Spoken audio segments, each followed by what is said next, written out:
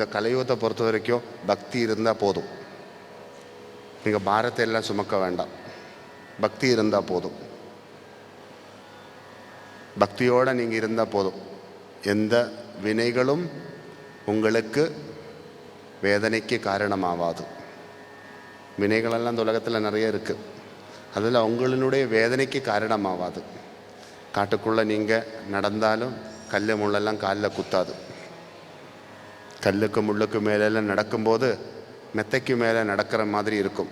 அதான் சபரிமலைக்கு போகும்போது கல்லும் முள்ளும் காலுக்கு மெத்தை, குண்டும் குழியும் பரமானந்தம் இல்லை. ஏன் தெரியுமா? பக்தியோடு போகிறீங்க. இப்போ கல்லாக இருந்தாலும் முள்ளாக இருந்தாலும் அதெல்லாம் மெத்த மாதிரி தான் இருக்கும், நம்ம காலில் குத்தாது. குண்டும் குழியெல்லாம் பரமானந்தம் கொடுக்கும். பள்ளத்தில் விழுந்தாலும் அது ஆனந்தமாக இருக்கும். என்ன, குண்டும் குழியெல்லாம் இருக்குது தானே, மேடு பள்ளம் தானே, அதெல்லாம் அதுக்குள்ளே தான் நம்ம போயின்னு இருக்கிறோம். கல் முள்ளெல்லாம் நிறைய இருக்குது.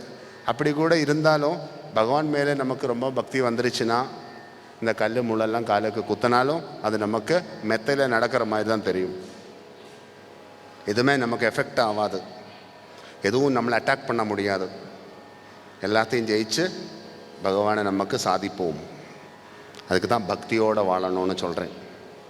பக்தி மீனிங் நம்ம ஆசைப்படுவதெல்லாம் கிடைப்பதுக்கான ஒரு மாயக்கடல் கிடையாது. பக்தி நம்ம ஆசைப்படுவதெல்லாம் கிடைப்பதுக்கு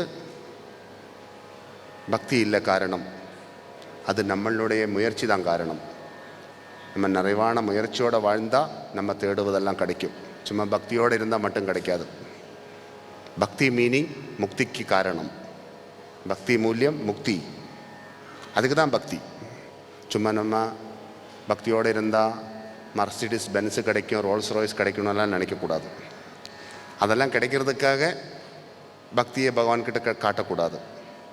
அதெல்லாம் முக்கியம் இல்லை. நம்ம உடம்பு தான் நமக்கு ரோல்ஸ் ராய்ஸ், நம்ம உடம்பு தான் மர்சிடிஸ் பென்ஸ், அது நல்லா இருந்தால் போதும். நம்ம உயிர் தான் பகவான், அது நல்லா இருந்தால் போதும்.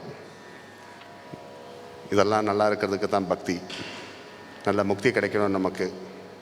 அதுக்கு இந்த மாதிரி மார்க்கத்தில் நம்ம நிறைய வாழணும். ஓம் சரவண பவா.